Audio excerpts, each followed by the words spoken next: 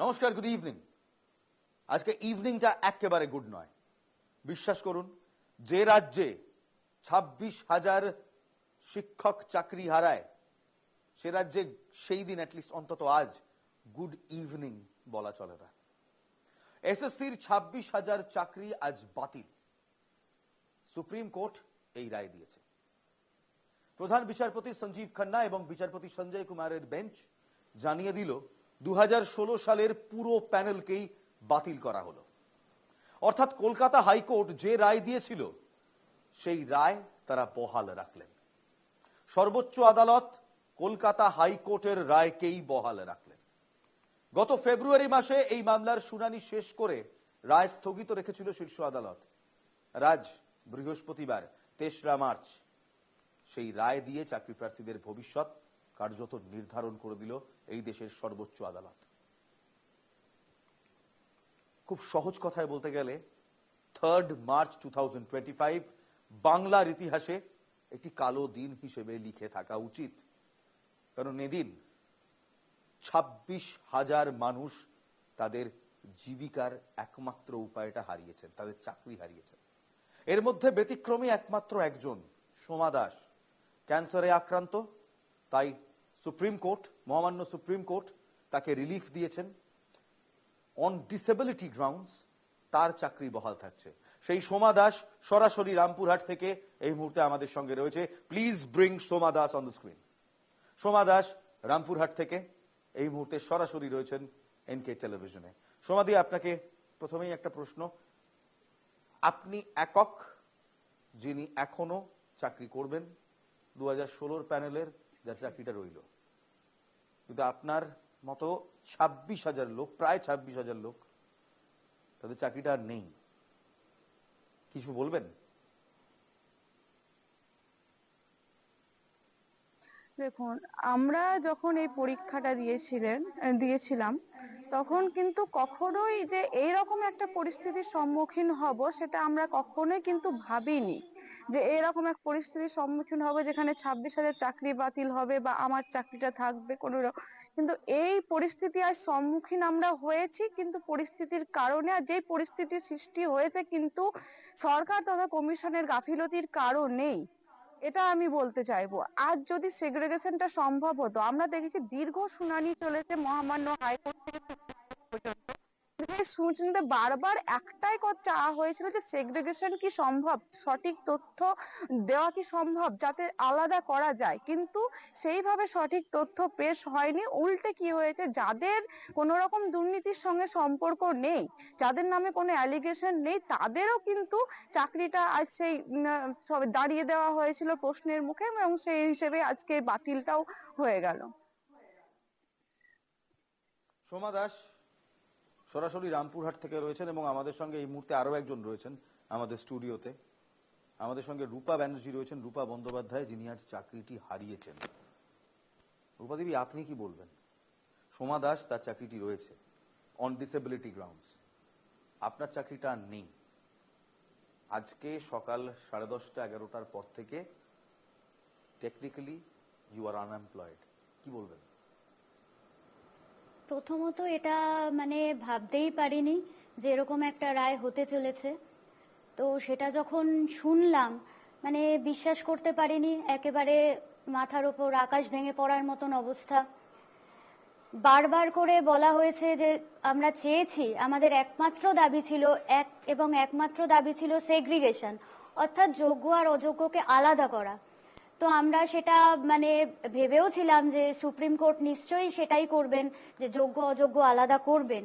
কিন্তু দেখা গেল যে সেখানে তো আলাদা করলেনই না, এবং সবাইকে একই ক্যাটেগরিতে ফেলে আমাদের সবার চাকরিটা বাতিল করে দিলেন। রূপা বন্দ্যোপাধ্যায় আমার একদিকে রয়েছেন। রূপা বন্দ্যোপাধ্যায় তার চাকরি আজ হারিয়েছেন। সোমা দাস আমার অপর দিকে রয়েছেন। Soma Das on disability grounds 2016 সালের প্যানেলের একমাত্র সেই ব্যক্তি যার চাকরিটা আজ রয়েছে। কিন্তু দুজনেই এক কথা বলছেন, এই সেগ্রিগেশন, এই আলাদা করা, কে যোগ্য কে অযোগ্য, সেটা দরকার ছিল, সেটা হয়নি। সেটা যদি হতো তাহলে 26,000 বাঙালি 26,000 বাঙালি আজ চাকরি খোয়াতেন না।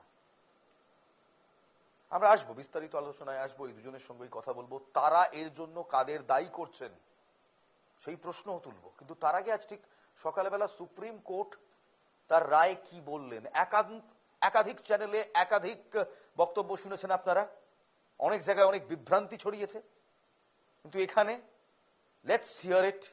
হাইকোর্টের নির্দেশ ঠিক কি ছিল এবং সুপ্রিম কোর্ট আজ তাদের শুনানির পর রায়দানের সময় ঠিক কি বললেন। Graphics please. হাইকোর্টের নির্দেশকে হস্তক্ষেপ করার কিছু নেই, সরাসরি বলে দিয়েছে সুপ্রিম কোর্ট। যোগ্য অযোগ্য বাছাই করা সম্ভব হয়নি। যে সেগ্রিগেশনের কথা এখানে দুজনেই বলছিলেন, সেই সেগ্রিগেশন সম্ভব হয়নি। 2016 সালের এসএসসি নিয়োগের পুরো প্যানেলকেই তাই বাতিল করা হয়েছে এবং 3 মাসের মধ্যে নতুন নিয়োগ প্রক্রিয়া শুরু করতে হবে এমন নির্দেশও দেওয়া হয়েছে। সুপ্রিম কোর্টের এই রায়ের পর আজ কলকাতা সহ গোটা জেলায় 2016 সালে যারা চাকরি পেয়েছিলেন সেই সমস্ত শিক্ষক কিংবা শিক্ষাকর্মীরা কান্নায় ভেঙে পড়েন। সুপ্রিম রায় শোনার পর সবাই কান্নায় ভেঙে পড়েন। দেখব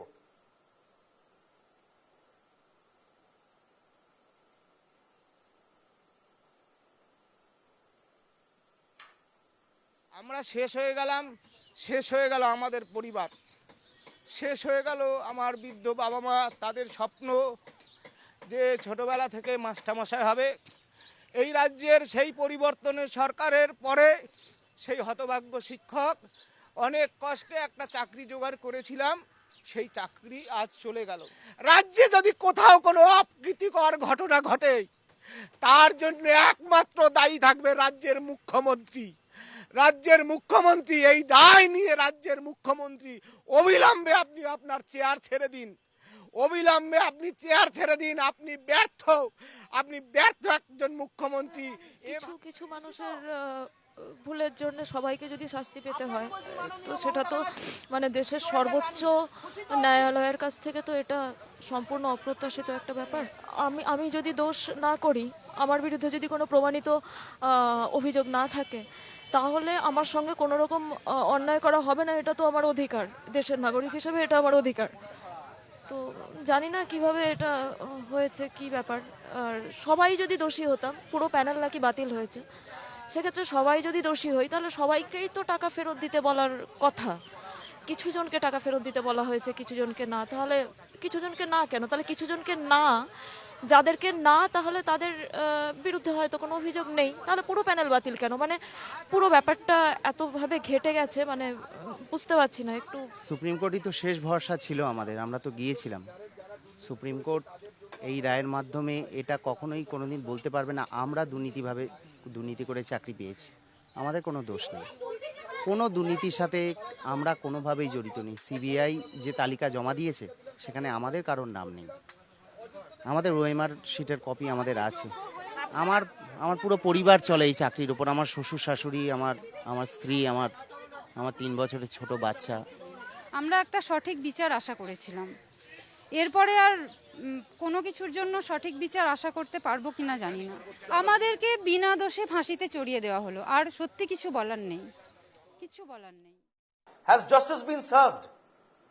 সত্যি কি আজ ন্যায় করা হলো? এই প্রশ্ন এখন নানান মহলে ঘুরছে। যদিও সুপ্রিম কোর্টের ভার্ডিক্ট, তার বিরুদ্ধে বলার কোনো এখতিয়ার আমাদের নেই, কারোর নেই। এই রাজ্যের মুখ্যমন্ত্রীর নেই, এই রাজ্যের আম জনতার নেই, কারোরই নেই অ্যাজ পার দ্য কনস্টিটিউশন। কিন্তু ইমোশনাল হয়ে একেবারে মানবিক জায়গা থেকে কিছু প্রশ্ন করতেই হয়। যখন সুপ্রিম কোর্টের ভার্ডিক্টে টেন্টেড ক্যান্ডিডেটস কিংবা অযোগ্য ক্যান্ডিডেটদের টাকা ফেরত দেওয়ার কথা বলা হলো, তখন কি খুব মুশকিল হতো এই যোগ্য অযোগ্য সেপারেশন করা? যে 26,000 মানুষ আজকে চাকরি হারালেন, তাদের দায় কে নেবে? আজ মমতা বন্দ্যোপাধ্যায় বললেন কাউকে যদি চাকরি দিতে না পারো, কারো চাকরি কেড়ে নিও না। কিন্তু মমতা বন্দ্যোপাধ্যায়কে তো প্রথমে দেখতে হবে এই দুর্নীতির আঁতুড় ঘর শুরু হয়েছিল তার প্রশাসনিক লেভেলে থাকা এক মন্ত্রীর হাত ধরেই, এবং কোথাও অভিষেক বন্দ্যোপাধ্যায়ের নাম সেটাও জড়িয়েছিল। এরা কারা? শাসক দলের নেতা, শাসক দলের মন্ত্রী। তাই শাসক দল আজ এসএসসি অটোনমাস বডি বলে দায় ঝেড়ে ফেলতে পারে না। 2016 সালের এসএসসি প্যানেল এর ইতিহাস দীর্ঘ। ঠিক কি কি হয়েছে আসুন দেখি। 2016 সালের এসএসসির শিক্ষক ও অশিক্ষক কর্মীদের নিয়োগের ক্ষেত্রে দুর্নীতির অভিযোগ উঠেছিল। কলকাতা হাইকোর্টে এই সংক্রান্ত শুনানির পর 2016 সালের সম্পূর্ণ নিয়োগ প্রক্রিয়াকেই বাতিল করে দেওয়া হয়েছিল। এর ফলে 25,753 জনের চাকরি যায়। পশ্চিমবঙ্গ সরকার এই রায়কে চ্যালেঞ্জ করে, সুপ্রিম কোর্টের দ্বারস্থ হয়। গত 10 ফেব্রুয়ারি শীর্ষ আদালতে এই মামলার শুনানি শেষ হয় এবং আজ বাংলার জন্য একটি কালো দিন। 3রা মার্চ 2025, যেদিন 26,000 বাঙালি তাদের চাকরি হারাবে। হাইকোর্ট কি বলেছিল? হাইকোর্টে যখন মামলা ছিল, সেই হাইকোর্ট সেই সময় কি রায় দিয়েছিল? কলকাতা হাইকোর্টের বিচারপতি দেবাংশু বসাক এবং বিচারপতি মোহাম্মদ সাব্বির রশিদি, তাদের ডিভিশন বেঞ্চে এই মামলার শুনানি হয়। 2024 সাল 22 এপ্রিল রায় দেয় হাইকোর্ট। 2016 সালের নিয়োগ প্রক্রিয়া বাতিল করে দেয় আদালত।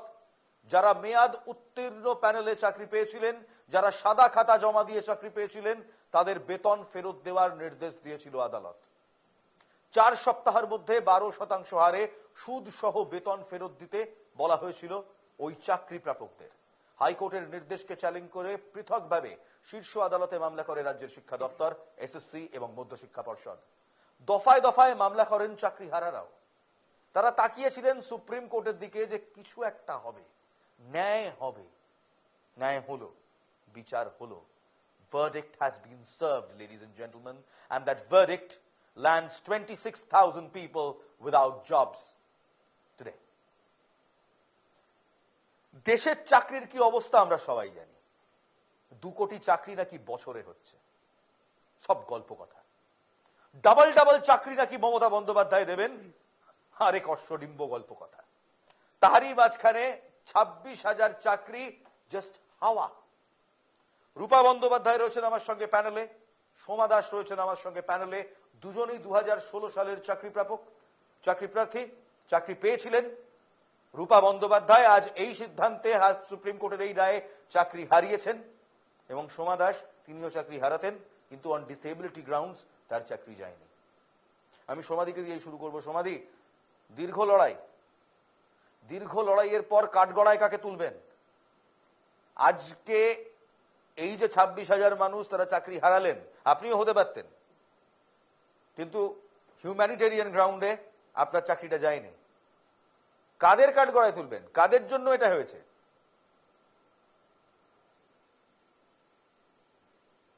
দেখুন, যদি কাঠগড়ায় তুলতে হয় তাহলে আমাকে আরেকটু 2-1 বছর আরো পেছনে যেতে হবে।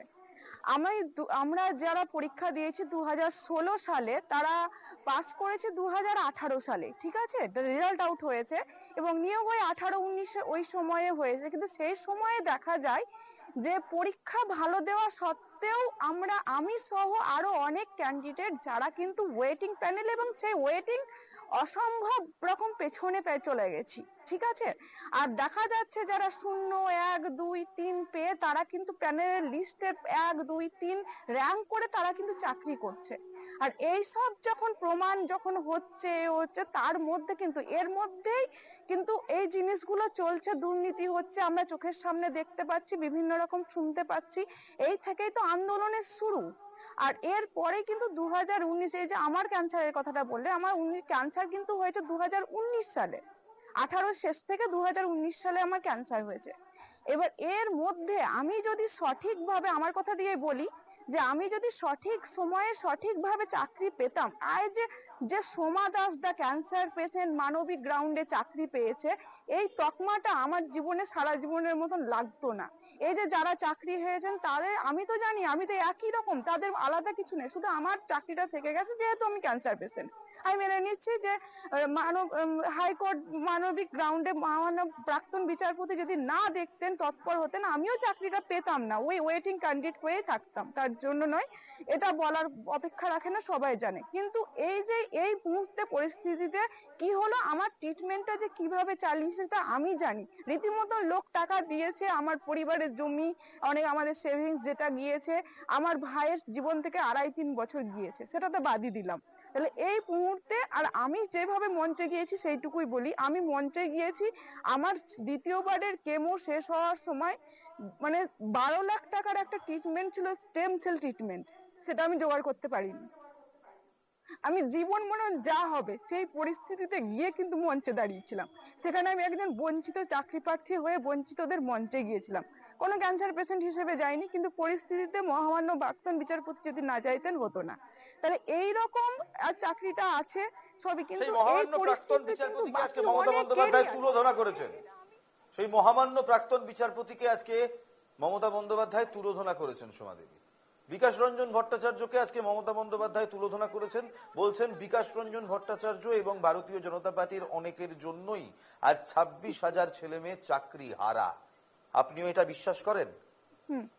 উনি উনার বক্তব্য বলেছেন, আমি সাধারণ মানুষ, তো সাধারণ ক্যান্ডিডেট যাদের আজ পরিস্থিতি এই সরকারের, এই যে আমার ধরুন চাকরি তখন না পাওয়া বা এইভাবে চাকরি হওয়া এবং যারা তখন চাকরি পেয়েছিলেন তাদের যে চাকরি এখন হারানো, সবটার জন্য কিন্তু দায়ী এবং কমিশন। আর আমার উপর যে সারা জীবন ধরে লেগে গেল, আমার চাকরিটা ভীষণ প্রয়োজন, কারণ আমার পরিবারে আর্নিং মেম্বার সেরকম ভাবে কেউ নেই, আমার মা সামান্য আইসিডিএস কর্মী, আর এই পরিস্থিতিতে আমার পরিবার, আমার অসুখ সব চালাতে সত্যি দরকার, এমনি সবারই আছে। কিন্তু আজ এই পরিস্থিতির জন্য দায়ী কে বলুন তো? এই নির্লজ্জ কমিশন। তাদের বারবার হাইকোর্ট, মহামান্য হাইকোর্ট এবং সুপ্রিম কোর্টে সেগ্রিগেশনের কথা বলা হয়েছে, সঠিক তথ্য দিতে বলা হয়েছিল প্রথমে, কিন্তু তারা কিছুতেই দিতে পারেন। উল্টে কি করলো, তখন তাদের যদি দুর্নীতিগ্রস্তদের এবং নিজেদের বাঁচাতে আজ তারা কি করেছে, আর তাদের মানে যারা যোগ্য ছিল, যারা নিরাপরাধ ছিল, তাদের আজ ফেলে দিয়েছে। সম্পূর্ণ দায়ী এর জন্য সরকার এবং কমিশন, দুর্নীতিগ্রস্ত কমিশন। আমি একবার রূপা বন্দ্যোপাধ্যায়ের কাছে আসবো। রূপা ব্যানার্জি চাকরি হারা শিক্ষক, আজ তার চাকরি গেছে, বারবার বলছি অত্যন্ত খারাপ লাগছে বলতে, হাত জোড় করে ক্ষমা চাইছি রূপাদি আপনার কাছ থেকে। বাড়িতে কজন আছেন? বাড়িতে আমি, মা, বাবা। মা কিছুদিন হলো চলে গেলেন, মা ব্রেন টিউমারের পেশেন্ট ছিলেন। আমি একমাত্র আর্নিং মেম্বার। বাবা 70+ বয়স, হার্টের পেশেন্ট। ওষুধের দাম কিভাবে বাড়ছে জানেন তো, আমি জানি না এরপরে বাবার ওষুধটা আমি আনতে পারবো কিনা, আমার বাবাকে কতদিন বাঁচিয়ে রাখতে পারবো। আমি আর্নিং মেম্বার, আর আজ মা বেঁচে থাকলেও আমি মা ট্রিটমেন্টই বা কিভাবে করতাম আমি জানি না। সামনে একটা দীর্ঘ লড়াই আছে, আমরা সবাই আপনার পাশে আছি। আমরা চাই আপনি এবং আপনার মতো অসংখ্য মানুষ যারা চাকরি খুইয়েছেন তারা লড়াই করুন, আমরা আপনাদের পাশে থাকবো। একটা প্রশ্ন না করলেই নয় যে এর দায় কাকে দেবেন? কে দায়ী? প্রশাসন, কমিশন, বিকাশ ভট্টাচার্য যেমন মমতা বন্দ্যোপাধ্যায় বলছেন, অভিজিৎ গঙ্গোপাধ্যায় যেমন মমতা বন্দ্যোপাধ্যায়কে বলছেন, নাকি অন্য কিছু, নাকি রাজনীতি অন দ্য হোল? কে দায়ী? দেখুন, যদি দুর্নীতি বলতেই হয়, আমাদের 9-10-এর দুর্নীতি হয়েছে 8%, আর 11-12-এ ওরকম 12% মতন দুর্নীতি। এর আগেও যত সার্ভিস কমিশনের পরীক্ষা হয়েছে এর থেকে অনেক বেশি দুর্নীতি হয়েছে, এবং সার্ভিস কমিশনের আগে কিভাবে চাকরি হয়েছে সেটাও আমরা সবাই ভালো মতন জানি। চিরকুটে চাকরি বলুন বা কারোর রেফারেন্সে চাকরি বলুন, এইভাবেই চাকরি হয়ে এসেছে। তারপরে কমিশন হওয়ার পরেও কমিশন যে মানে একেবারে মানে ধোয়া তুলসী পাতা ছিল সেরকম নয়, তো সেখানেও এবং এর থেকে অনেক বেশি দুর্নীতি হয়েছে। তা আমাদেরটা, আমি যেহেতু 9-10, আমাদেরটাই আমি বলবো 8% দুর্নীতি হয়েছে। মেনে নিলাম 100 জনের মধ্যে 8 জন দুর্নীতি করেছে, বাকি 92%-এর কি দোষ ছিল? এই যে 8% আমি ধরে নিলাম তারা খালি সাদা খাতা জমা দিয়েছে, কারোর র্যাঙ্ক জাম্প আছে, কারোর হয়তো নাম্বার এদিক ওদিক আছে, এরকম আছে, সাদা খাতা আছে, সবকিছু আছে, কিন্তু তাদের তো আইডেন্টিফাই করা গেছে। আমার কথা হচ্ছে তাদের তো আইডেন্টিফাই করা গেছে, এবং লিস্ট প্রথমে যেটা হয়েছে, যেটা কমিশনের দোষ, হাইকোর্টে বারবার বলা হয়েছিল যে আপনারা যোগ্য অযোগ্য লিস্টটা দিন। তখনও পর্যন্ত আমরা কেউ জানতাম না যে হাইকোর্টে এই কেসটা চলছে, আমরা তো কোনো পার্টি ছিলাম না সেখানে, সরকার আর মানে এর মধ্যে হাইকোর্টের মধ্যে কেসটা হয়েছে, আমরা একেবারে অন্ধকারে ছিলাম যে কি কেস হচ্ছে। যখন চাকরিটা চলে গেল, হাইকোর্ট যখন এরকম ভার্ডিক্ট দিল, তখন জানতে পারলাম যে আমাদের চাকরি নেই। তখন মানে আমরা কি করব? তখন আমাদের একমাত্র ভরসা ছিল যে আমরা সুপ্রিম কোর্টে যাব, এবং বারবার কমিশনকে বলা হয়েছে যে আমাদের যোগ্য অযোগ্য লিস্টটা আপনারা দিন। এই যোগ্য অযোগ্যতেই কোথাও আটকে গেল জানেন সমস্ত কনভারসেশন। 26,000 চাকরি প্রার্থী, 26,000 শিক্ষক, তারা সবাই কি অযোগ্য? না, একেবারে নয়। আমরা কিন্তু 19,000, আমরা বলছি আমরা কিন্তু 19,000, কিন্তু সব জায়গায় বলা হচ্ছে 26,000, বাদ বাকিটা তো অযোগ্য, সেটা সিবিআই করে কারণ দিয়েছে। এই 19,000 যারা যোগ্য 26,000 চাকরি, নই আমরা, যারা আমরা যোগ্য 19,000 চাকরি পেয়েছিলেন, যারা যোগ্যভাবে চাকরি পেয়েছিলেন, যে সেগ্রিগেশনের কথা বলা হচ্ছে, যে যোগ্য অযোগ্যদের কথা বলা হচ্ছে, সেটা কি আলাদা করা যেত না? আজ যদি 41 পাতার ওই নির্দেশ দেখেন সুপ্রিম কোর্টের, সেই নির্দেশের মধ্যে সকাল থেকে একটি তরজা হচ্ছিল যে হয়তো এই 26,000 মানুষকেই, অর্থাৎ যোগ্য অযোগ্য মিলিয়ে সবাইকেই বেতন ফেরত দিতে হবে। আপনিও নিশ্চয়ই রূপাদি সকাল থেকে চিন্তিত ছিলেন যে এত বছরের বেতন ফেরত দিতে হবে কিনা। এটা কোনো সময় চিন্তিত ছিলাম না, কেননা এটা হাইকোর্টেও প্রথমে বলা হয়েছিল যারা টেন্টেড তাদেরই ফেরত দিতে হবে 12% হারে। তো আমাদের তো সিবিআই কোনো লিস্টে কোথাও নাম নেই, তো সেক্ষেত্রে ফেরত দেওয়ার কোনো প্রশ্নই উঠছে না। এক্স্যাক্টলি, এইখানে এই পয়েন্টটাতেই আমরা আসতে চাইছিলাম যে যারা tainted. Page number 35, page number 29, page number 39, supreme কোর্টের ভার্ডিক্ট। 3টে টেবিল আছে জানেন, সেই টেবিলে খুব নির্দিষ্টভাবে সংখ্যা দিয়ে দেখিয়ে দেওয়া হয়েছে কারা টেন্টেড ক্যান্ডিডেটস, কারা টাকা ফেরত দেবে, কাদেরকে সেই টাকা ফেরত দিতে হবে 12% সুদ দিয়ে। Graphics please. কারা কারা টাকা ফেরত দেবেন, কারা টেন্টেড ক্যান্ডিডেটস? 1, প্যানেল বহির্ভূত চাকরি পেয়েছেন যারা 1212 জন, ওএমআর শিটে গন্ডগোল করেছেন যারা 1911 জন, নম্বর বাড়িয়ে চাকরি যাদের দেওয়া হয়েছে 749 জন, ওএমআর শিট বিকৃতি করা হয়েছে যাদের 4091 জন, এখনো পর্যন্ত শনাক্ত করা হয়েছে 7,963 জনকে। এই 7963, এই 7,963 ক্যান্ডিডেট, এরা টেন্টেড ক্যান্ডিডেটস। অন্তত 41 পাতার ওই অর্ডারে এটাই দেখা যাচ্ছে। এবার আমার প্রশ্ন আছে, আমি একবার রূপাদির কাছে যাব। রূপা বন্দ্যোপাধ্যায় আমাদের সঙ্গে রয়েছে, please bring her on screen. রূপাদি, তাহলে এই 7963 যে নম্বরটা দেওয়া হচ্ছে, এই নম্বরটা আমরা তো নিজেরা মন গড়া নম্বর বলছি না, সুপ্রিম কোর্টের ভার্ডিক্টে রয়েছে। একদম, এদের তো চিহ্নিতকরণ করা গেছে। একদম। তাহলে বিকাশ বাবুরা যে বলছিলেন যে কাকর চাল থেকে কাকর আলাদা করা যাচ্ছে না, তাহলে ভালোভাবেই কাকর আলাদা করা গেছে এবং সেটা আইডেন্টিফাই হয়েছে বলেই তাদেরকে মানে সুপ্রিম কোর্ট অর্ডার দিয়েছে যে 12% হারে তাদের ফেরত দিতে হবে স্যালারি। এবার এখানে আমি একবার সোমা দাসের কাছে আসবো। সোমাদি, তাহলে যখন এই 7963 7,963 জনকে আইডেন্টিফাই করা গেছে, শনাক্ত করা গেছে, তাহলে অসুবিধাটা কোথায় ছিল? তাদের যখন টাকা ফেরত দেওয়ার কথা বলা যাচ্ছে, শুধু তাদের চাকরিটা বাতিল হলে কি জাস্টিস সার্ভড হতো না?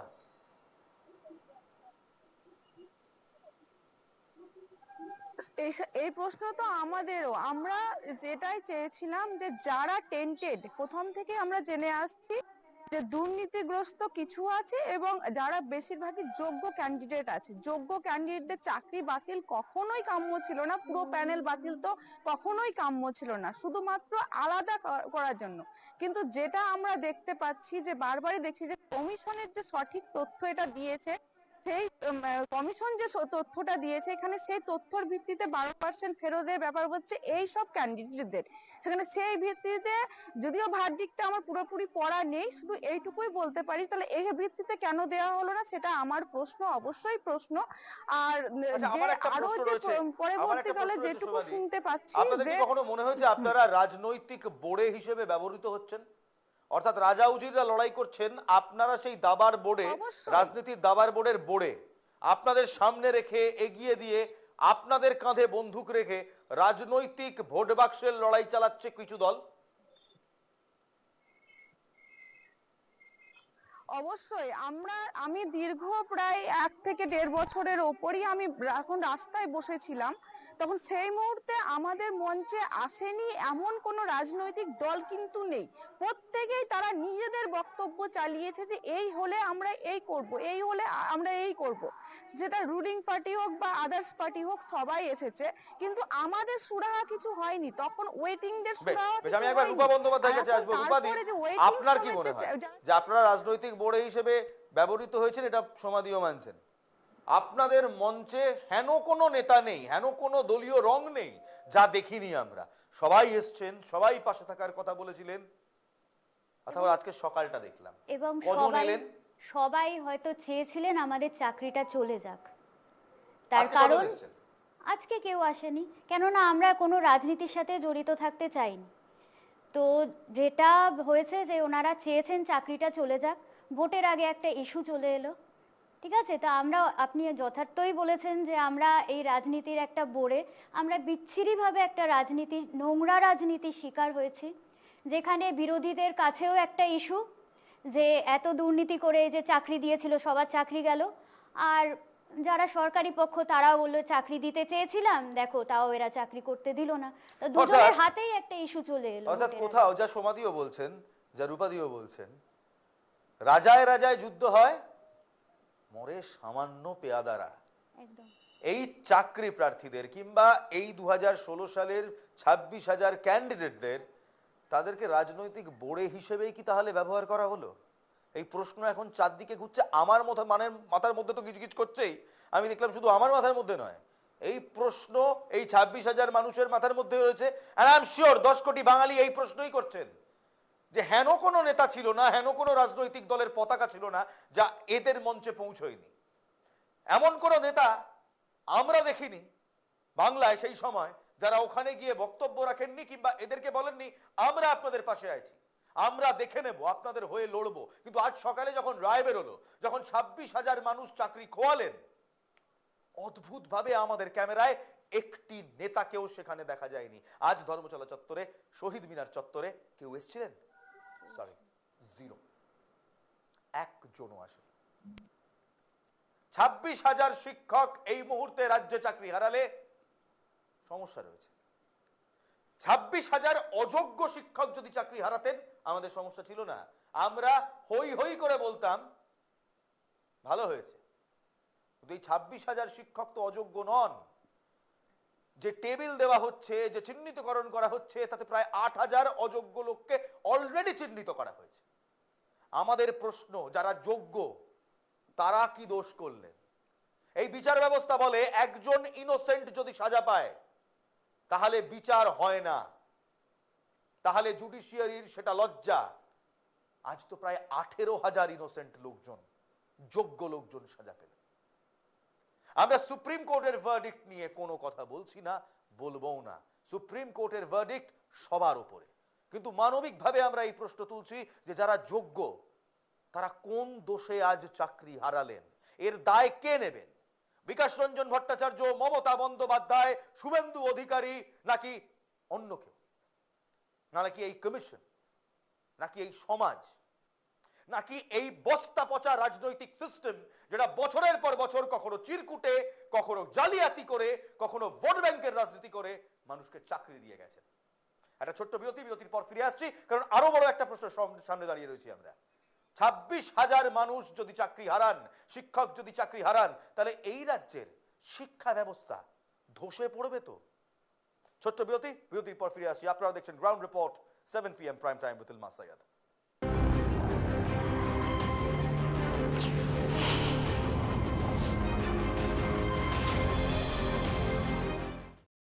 আচ্ছা, 26,000 মানুষ চাকরি হারাচ্ছেন।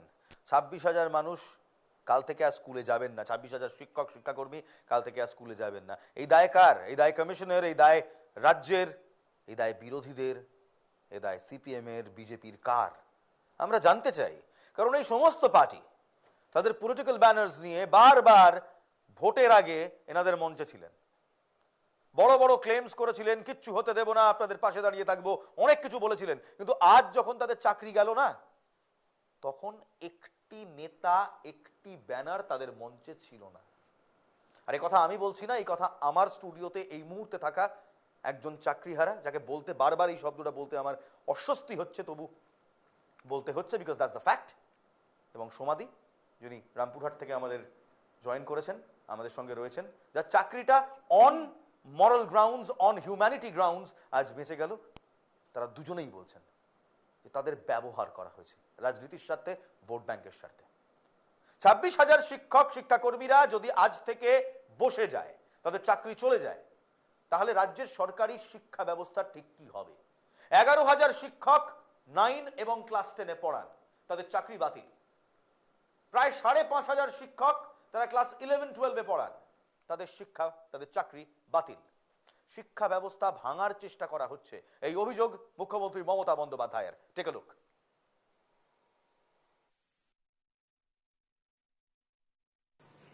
নাকি বাংলার ট্যালেন্টকে ভয় পায় ওরা? যদি ২৫,০০০ টিচার স্কুলে গিয়ে না পড়াতে পারে, তাহলে এরা ইঞ্জিনিয়ার তৈরি করবে কারা? ডাক্তার তৈরি করবে কারা? আইপিএস তৈরি করবে কারা? আইএস তৈরি করবে কারা? ডাব্লিউবিসিএস তৈরি করবে কারা? ডাব্লিউবিপিএস তৈরি করবে কারা? টিচার হবে কারা? প্রফেসর হবে কারা? যদি গেটওয়েটাকে ফিনিশ করে দেওয়া হয়, কোলাপস করে দেওয়া হয়, তার মানে কি বাংলাকে পিছিয়ে দেওয়ার একটা পরিকল্পনা? এডুকেশন সিস্টেমকে কোলাপস করা মানে আমাদের ছেলেমেয়েরা ভবিষ্যতে লার্নিং মানে শিক্ষার সুযোগ না পেয়ে এত টিচার যারা পড়ান তাদের বঞ্চিত করে শিক্ষার মানটাকে দমিয়ে দেওয়ার চেষ্টা করছেন না তো? এটা আমার মনে একটা কোয়েশ্চেন এসছে, কারণ আমি এই মাটিতে জন্মেছি এবং আমি বিজেপির টার্গেটগুলো বুঝি আর গভর্নমেন্ট অফ ইন্ডিয়ার টার্গেটগুলো। এই অভিযোগ করছেন, তখন আমরা আমাদের প্রতিনিধিদের প্রতিটা জেলায় পাঠিয়েছিলাম। জেলার সরকারি স্কুল থেকে ঠিক কি ছবি ধরা পড়ছে আসুন দেখি। প্রায় 11 জন 16 সালের প্যানেলভুক্ত শিক্ষক শিক্ষিকা ছিলেন। মহামান্য সুপ্রিম কোর্টের রায় সম্পর্কে আমার কিছু বলার নেই, কিন্তু আমরা জানি না যে আগামী দিনে কিভাবে স্কুল চালানো সম্ভব। এই 11 জন শিক্ষক শিক্ষিকা এরা অত্যন্ত যোগ্য ছেলে মেয়ে, এরা প্রত্যেকেই খুব ভালো শিক্ষক শিক্ষিকা। আমাদের স্কুলে 11 জন স্যার চলে গিয়েছে, পড়াশোনার সমস্যা হবে, যতদিন না স্যার হয় ততদিন পড়াশোনার খুব অসুবিধা হবে।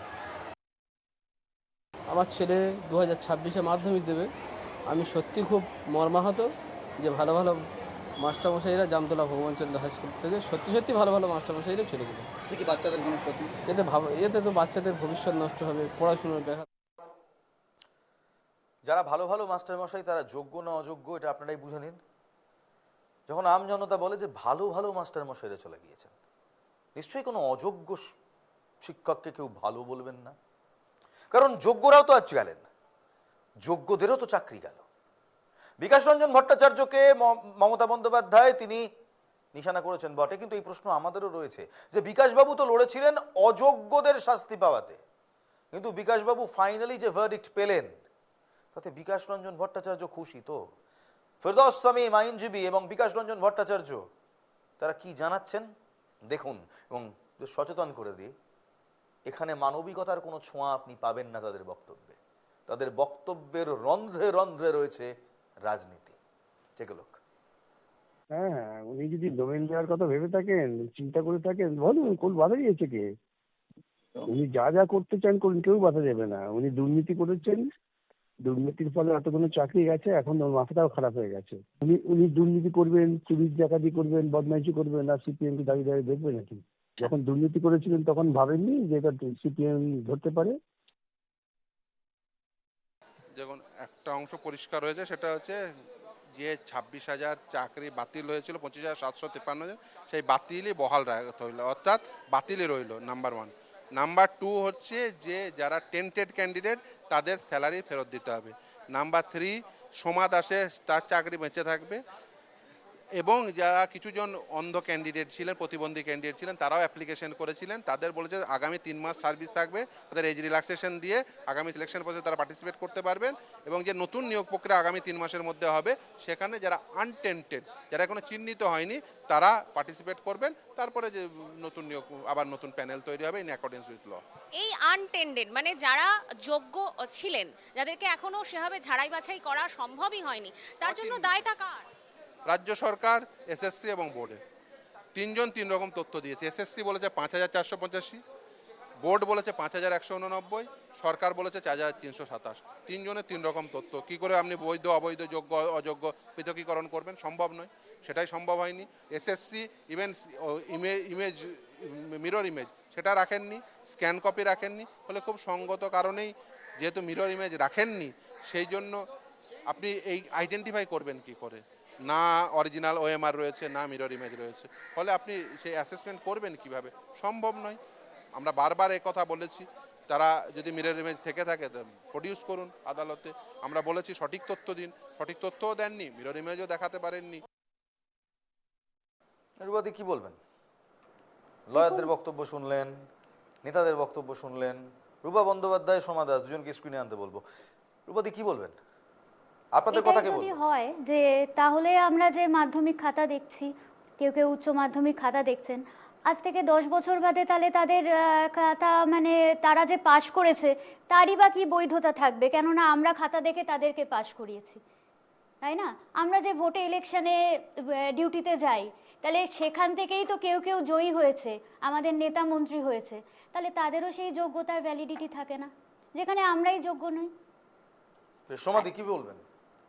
লয়ারদের বক্তব্য শুনলেন, বিকাশ বাবুর বক্তব্য শুনলেন, আপনাদের কথা কে বলছে? আপনার কথা অবশ্য বলছে।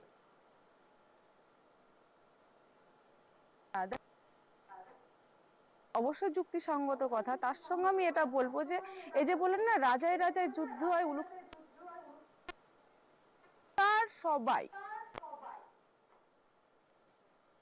বক্তব্য এনাদের কিন্তু এই সুযোগ করে দিয়ে কিন্তু রাজ্য সরকার কমিশন এরাই সুযোগ করে। তারা প্রথম থেকেই দেখছি যে আমরা যে এখানে শিক্ষামন্ত্রী যুক্ত আছে দুর্নীতির সঙ্গে, তার কোনো এক বাইপাসের ধার বা কোথাও সম্ভবত বাড়িতে থেকে যে ওএমআর শিট ম্যানিপুলেশন হয়েছে বিভিন্ন রকম ভাবে, ওএমআর গুলো তাদের তত্ত্বাবধানে কিন্তু হয়েছে, বারবার এই প্রমাণগুলো উঠে এসছে। তাহলে প্রথম থেকেই তারা চাইছে। আর এটা আমরা জানি যে পলিটিক্স কি, আমরা বলি একটা কথা বলে, অনেকেই বলে যে রাজনীতি নোংরা নীতি, দুটোর মধ্যে সমান। তারা এই নিজেদের রাজনৈতিক চরিতার্থ হচ্ছে, তার সঙ্গে কিন্তু সবসময় ফাঁস থেকে খুব সাধারণ মানুষ যাদের কিন্তু কোনো দোষ নেই। আমরা সবাই রাজনীতির শিকার, এটাই বলতে পারি। আর পলিটিক্যাল পার্টি যেটা হয় সেটা তো তাদের ওটা বক্তব্য, এখানে আমরা তো চুনোপুটি কিচ্ছু করে না, আমরা সবসময় ক্ষতিগ্রস্তই হব। একেবারে। এবার এখানেই শোনাবো শুভেন্দু অধিকারী। শুভেন্দু অধিকারী কিন্তু সেই সময় তৃণমূল কংগ্রেসে ছিলেন, মন্ত্রী ছিলেন তৃণমূল কংগ্রেসে। সেই শুভেন্দু অধিকারী আজ দাঁড়িয়ে এই মামলার ভার্ডিক্ট নিয়ে কি বললেন শুনবো। চোরের মায়ের লম্বা গলা। একটু আগে ইনি রামকে অ্যাটাক, বামকে অ্যাটাক, ঘুরিয়ে ফিরিয়ে অনেককে অ্যাটাক করেছেন। তিনি চাকরি বাতিল নিয়ে দায়ী করছেন অভিজিৎ গাঙ্গুলিকে, বিকাশ ভট্টাচার্যকে, ঘুরিয়ে ফিরিয়ে আমাদেরকে। মমতা ব্যানার্জি জানতেন যে 6000 লোককে তার ভাইপো পার্থ চ্যাটার্জিরা মিলে অবৈধভাবে টাকার বিনিময়ে এবং নেতা নেত্রীদের আত্মীয়দের চাকরি দিয়েছেন। এই যে জাজমেন্টে যেমন যোগ্যদের বাঁচানোর চেষ্টা রাজ্য সরকার করেনি, সাথে সাথে রাজ্য সরকারের সবচেয়ে বেশি কনসার্ন এবং তারা উদ্বিগ্ন ছিলেন অতিরিক্ত শূন্য পদ ক্রিয়েট করার জন্য, সিবিআই তদন্ত আটকানোর জন্য। তাই একটা স্পেশাল পিটিশন তারা লাগিয়েছেন চিফ জাস্টিসের কাছে। আজকে যে অর্ডার আপলোড হয়েছে তাতে অতিরিক্ত শূন্য পদ ক্রিয়েট করার জন্য দায়ী মমতা ব্যানার্জির ফুল ক্যাবিনেট ইনক্লুডিং চিফ সেক্রেটারি এই মার্কে পথে বসালেন। আপনার চিন্তা 8 তারিখ নিয়ে, অতিরিক্ত শূন্য পদ নিয়ে। ওম প্রকাশ চৌতালার মতো আপনি সহ আপনার পুরো ক্যাবিনেট যদি ডিভিশন বেঞ্চের অতিরিক্ত শূন্য পদ ক্রিয়েশনের জন্য এই অর্ডার বলবৎ রাখে, সিবিআই বাধ্য হবে ঘাড় ধরে আপনাকে সহ আপনার পুরো ক্যাবিনেটকে জেলের ভিতরে ঢোকাতে। সেখানে আমি একবার রূপাদির কাছে আসবো। রূপাদি, শুভেন্দু অধিকারী সেই সময় মন্ত্রী ছিলেন, আপনার কি মনে হয় না একটা পলিটিক্যাল জয় হলো, একটা পলিটিক্যাল উইন হলো, কিন্তু আম জনতা, মানুষ, শিক্ষক তাদের জয় হলো না? আজকে কয়েকটা রাজনৈতিক দল হয়তো জিতলো কিংবা কয়েকটা রাজনৈতিক দল হয়তো হারলো, কিন্তু মোটের ওপর জীবন শেষ হলো আম জনতার। হলো স্কুলগুলো তো উঠে যাচ্ছেই, সরকারি স্কুলগুলো, আরও কিছু স্কুল উঠে যাবে। এই আমার স্কুলের কথাই বলতে পারি, আমরা দুজন আছি ফিজিক্যাল সায়েন্সের, দুজনেরই চাকরি গেল। Kulti government colony refugee girls high school, ভাঙড়ে, ঘটকপুকুরে আমাদের স্কুল। তো প্রচুর স্টুডেন্ট, আমরা দুজন ফিজিক্যাল সায়েন্সের, ম্যাথসেরও, যেহেতু ম্যাথসেরও টিচার কম। তো আজ থেকে মানে কাল থেকে অফ, মানে জানি না এরপরে ওদের পরীক্ষা হবে, তারপরে টেস্ট পরীক্ষা হবে, যারা মাধ্যমিক দেবে কি হবে জানি না ওদের। তো ওদের ভবিষ্যৎও এইভাবে চলে গেল। এরপরে কোনো বাড়ির বাবা মা কি সাহস করে সরকারি স্কুলে পাঠাবে? যে কোনো ভাবে না খেয়েও তারা চেষ্টা করবে প্রাইভেট স্কুলে পড়াতে, সরকারি স্কুলে যাবে না, টিচার নেই তো। প্রাইভেট স্কুলের লম্বা লম্বা ফিস, প্রাইভেট স্কুলের কাঁড়ি কাঁড়ি টাকার খায়। তবু আমজনতাকে এবার হয়তো প্রাইভেট স্কুলেই পাঠাতে হবে, কারণ সরকারি স্কুলের তো পরিকাঠামোই আর থাকবে না। সরকারি স্কুল তো উঠে যাচ্ছে, টিচার নেই, স্টুডেন্ট আছে, টিচার নেই, যারা ছিল তারাও চলে যাচ্ছে, তো স্কুল কিভাবে চলবে? অসংখ্য ধন্যবাদ রূপা বন্দ্যোপাধ্যায় এবং সোমা দাস, দুজন ছিলেন আমাদের সঙ্গে। অসংখ্য ধন্যবাদ আপনাদের, এবং আপনাদেরকে বলছি আপনাদের সঙ্গে সব সময় আমরা পাশে থাকব। লড়াই চালিয়ে যান, নিশ্চয়ই আপনাদের পাশে থাকব। যখন আমাদের স্টুডিওতে এমন কোনো গেস্ট আসে যাদের উপর সম্প্রতি কোন রকম ঝড় বয়ে যায়, তখন এই শোগুলো করতে করতে আমরাও ইমোশনাল হয়ে পড়ি, কারণ আমরা একমাত্র দায়বদ্ধ আপনাদের কাছে, জনতার কাছে। এবং এই মানুষগুলো যারা সর্বস্ব হারিয়ে এখানে আসেন, তারা হয়তো একটা আশার আলো দেখার জন্য আসেন। আজকে সুপ্রিম কোর্টের এই নির্দেশের পর মমতা বন্দ্যোপাধ্যায়, তিনি অমানবিক রায়, অনেক কিছু বললেন, কিন্তু একই সঙ্গে রাজনীতিটাও করলেন। তিনি বললেন এই সমস্ত কিছুর পেছনে যদি কেউ দায়ী থাকে তা হলো বিকাশ রঞ্জন ভট্টাচার্য এবং বিজেপির রাজ্য সভাপতি সুকান্ত ভট্টাচার্য। দেখুন,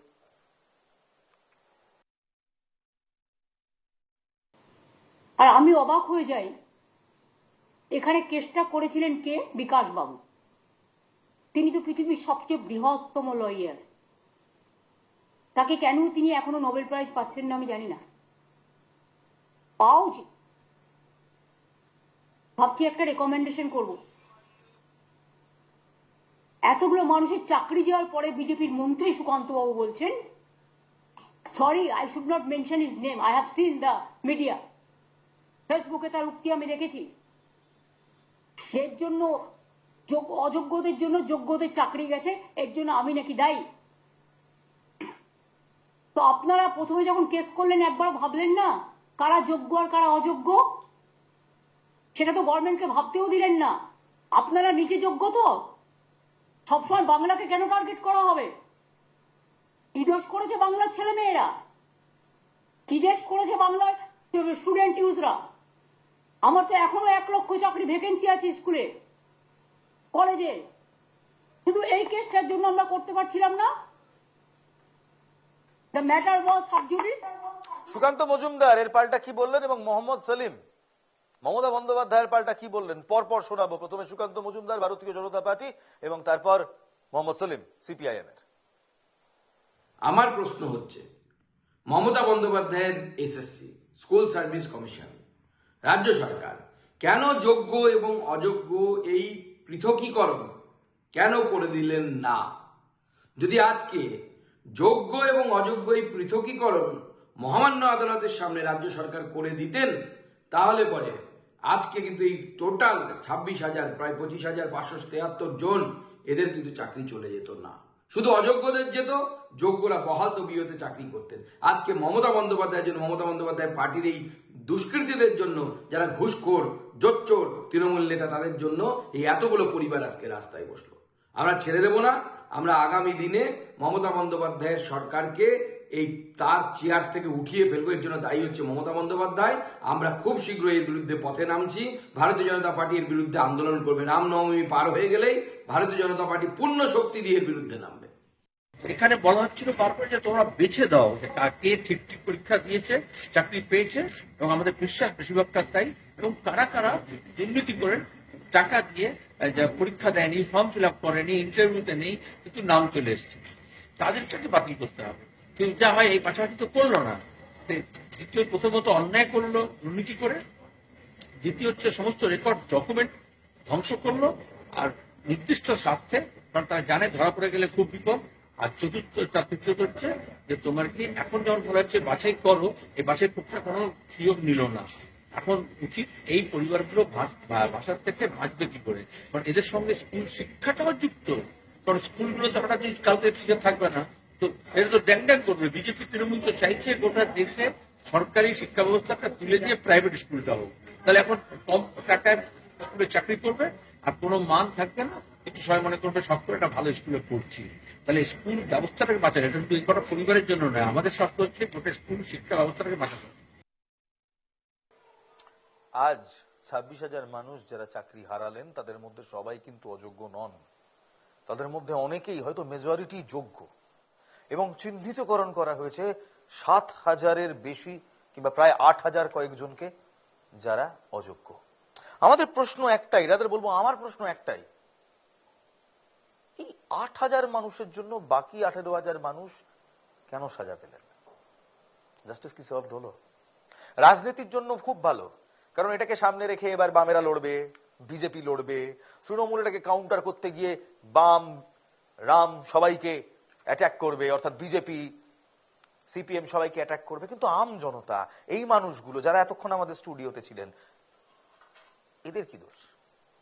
আর আজকে সবচেয়ে খারাপ লাগছে এটা ভেবে সাংবাদিক হিসেবে, যে এত বছর ধরে যখন সমস্যা ছিল তখন এদের মঞ্চে প্রতিটা লোক দাঁড়িয়েছিল, কারণ এরা রাজনৈতিক মাইলেজ দিচ্ছিল। হেন কোন পার্টির ব্যানার ছিল না যেটা এদের মঞ্চে পৌঁছয়নি, এবং তারা সবাই প্রতিশ্রুতি দিয়েছিলেন এনাদের পাশে দাঁড়াবে। আজ যখন এই মামলার ভার্ডিক্ট হলো না, ছবিগুলো দেখাবো একটু, দেখান তো।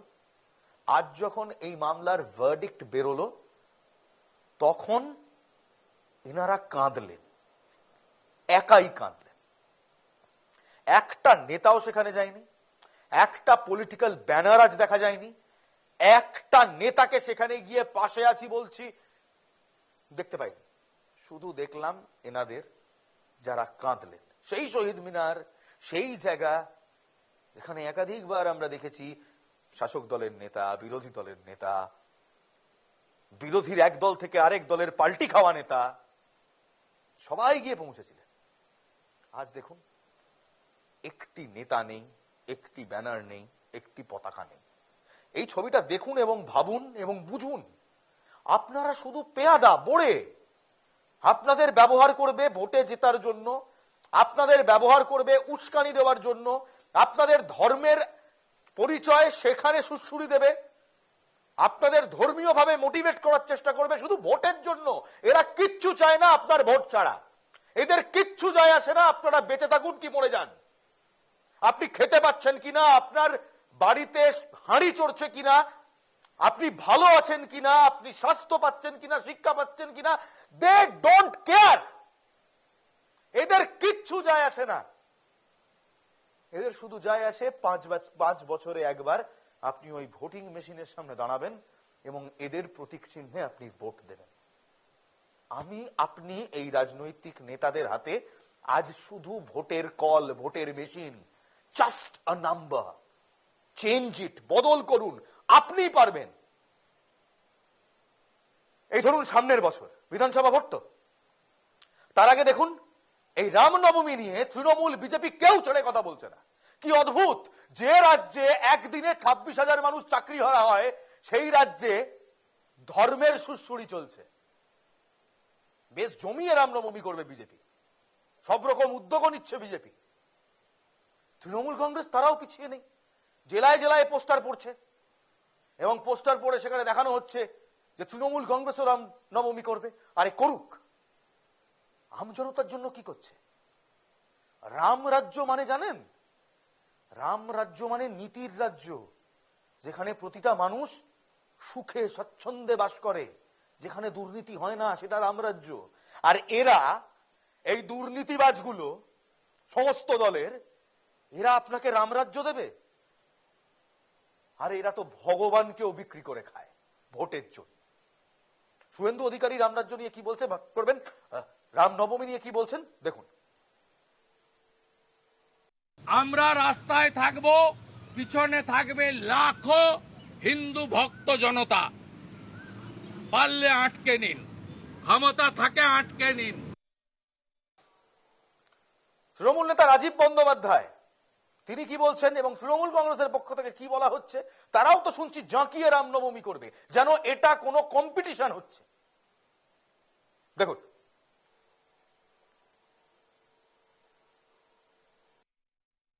6 তারিখ রামনবমী উপলক্ষে আমরা চুচুড়ার 3 নম্বর ওয়ার্ড তিকোন পার্ক থেকে হরির মোড় পর্যন্ত আমরা বর্ণাঢ্য মিছিল করব, যেখানে রাম এবং সীতার ছবি থাকবে, ট্যাবলো থাকবে, নাম সংকীর্তন টিম থাকবে, যারা রাস্তা দিয়ে রামের নামে সংকীর্তন করতে করতে যাবে। কারণ আমরা মনে করি যে রামনবমী ধর্মীয় উৎসব অস্ত্রের ঝঞ্ঝানি নয়, অস্ত্র নিয়ে। আমাদের ওয়ার্ডে আগামী 6 এপ্রিল রামনবমীর দিন আমাদের ওয়ার্ডের তরফ থেকে, আমার উদ্যোগে এবং ওয়ার্ডের কর্মীবৃন্দের সহায়তায় আমরা একটা বর্ণাঢ্য শোভাযাত্রার আয়োজন করেছি। সেটা তৃণমূলের কোনো লোগো নেই সেখানে, তৃণমূলের তরফ থেকে না, ওয়ার্ডের তরফ থেকে, ওয়ার্ডবাসীগণের, যেহেতু আমরা মানব ধর্মে বিশ্বাসী সেহেতু আমরা একটা বর্ণাঢ্য শোভাযাত্রা বের করছি এবং এখানে সারাদিনব্যাপী একটা প্রসাদ বিতরণ হবে, প্রসাদ তৈরি হবে, সেই ব্যবস্থা মানুষকে বার্তা দিচ্ছি। আমাদের বাড়ি লিফলেট আকারে আমাদের বাড়ি বাড়ি গিয়ে নিমন্ত্রণপত্র দেওয়া হচ্ছে। সবাইকে আমরা আহ্বান করছি যে ধর্মবর্ণ নির্বিশেষে তারা এসে আমাদের যে মিছিল হবে, শোভাযাত্রা হবে, সেখানে দলে দলে যোগ দিন, আমরা সবাই মিলে রামের বন্দনা করি সেই দিনটা। শুভেন্দু অধিকারীর বক্তব্য শুনলেন এবং তৃণমূল কংগ্রেসের একাধিক কাউন্সিলর, একাধিক পদে থাকা ব্যক্তিত্ব তাদের বক্তব্য শুনলেন। সবাই রামনবমী নিয়ে কম্পিটিশনে নেমেছেন, রাম রাজ্য কায়েম করতে চান। আমরাও চাই রাম রাজ্য কায়েম করতে, কিন্তু রাম রাজ্যের মানে এরা বোঝেন, এই নেতারা বোঝেন?